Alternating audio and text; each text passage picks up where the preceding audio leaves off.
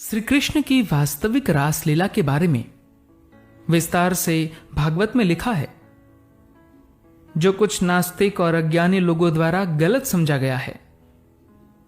कृष्ण की यह लीला इतनी दिव्य और परालौकिक थी, जो भक्तों के साथ साथ उस समय की गोपियों को भी आध्यात्मिक आनंद देती है, जिन्होंने उनके लिए अपना परिवार भी छोड़ दिया।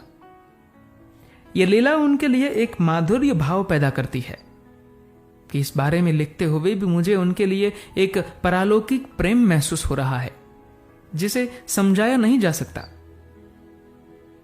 जब कृष्ण ने अपनी बांसुरी बजानी शुरू की और जब उनकी बांसुरी का गीत गोपियों के कानों के माध्यम से प्रवेश किया, तो वे कृष्ण से मिलने के लिए खुद को रोक नहीं पाए।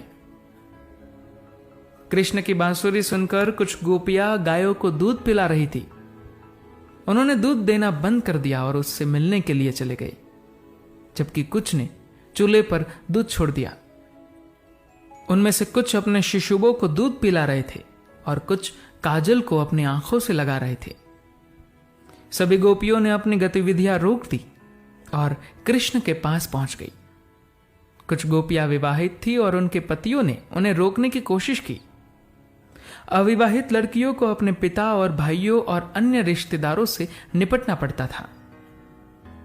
श्रील रूपा गोस्वामी की पुस्तक उज्ज्वला नीलमणि में वर्णित है कि गोपियों की दो श्रेणियां हैं।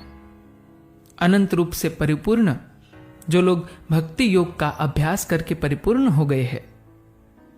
साधना सिद्धियां दो श्रेणियों की होती है, जो विशेष समूहों से संबंधित होती है और जो नहीं होती है।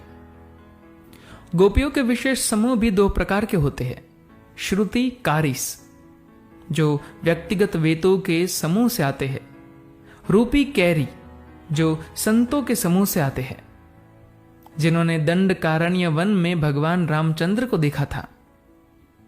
राशि कैरिस गोपियां भी साधना सिद्ध है। पहले वे सभी दंडवत वन में रहने वाले महर्षि थे। स्वामी रामचंद्र को दंडवत वन में ऋषि देखकर हरि यानी कृष्ण का आनंद लेने की इच्छा हुई। भगवान राम की सुंदरता के दर्शन ने उन्हें भगवान कृष्ण गोपाल की याद दिला दी और फिर वे उनके साथ आनंद लेना चाहते थे। वे तुरंत स्वतः स्फूर्त भक्ति के परिपक्व मंच के लिए उन्नत हो गई। स्वचालित रूप से दृढ़ विश्वास, आकर्षण और लगाव के चरणों तक पहुंच गए, लेकिन उन्होंने अभी तक पूरी तरह से खुद को सभी भौतिक संदूषण से मुक्त नहीं किया था। इसलिए श्री योग माया देवी ने उनके लिए गोपियों के गर्भ से जन्म लेने और गोभक्त लड़कियों के लिए व्यवस्था की। योग माया की शक्ति से भले ही वे गोपियों की संगति में थे, गोपियां उनके साथ संपर्क से अप्रभावित रही, बल्कि वे विशुद्ध आध्यात्मिक निकायों में स्थित थी, जो कृष्ण ने आनंद लिया था। रात्रि में जब उन्होंने कृष्ण की बांसुरी की आवाज सुनी, तो उनके पति ने उन्हें रोकने की कोशिश की, लेकिन योग माया की दयापूर्ण सहायता से साधना करने वाले गोपियों ने अपने प्रियतम के साथ नित्य गोपियों के साथ जाने में सक्षम हो गए।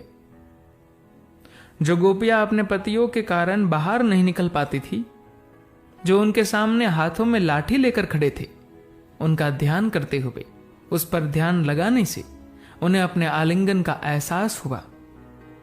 इस प्रकार उनके कर्म बंधन को शून्य कर दिया गया और उन्होंने अपने स्थूल पदार्थों को छोड़ दिया। इस संगति से वे स्वयं को सभी भौतिक आसक्ति से मुक्त करने में सक्षम हो गए और उन्हें मुक्ति मिल गई। धन्यवाद।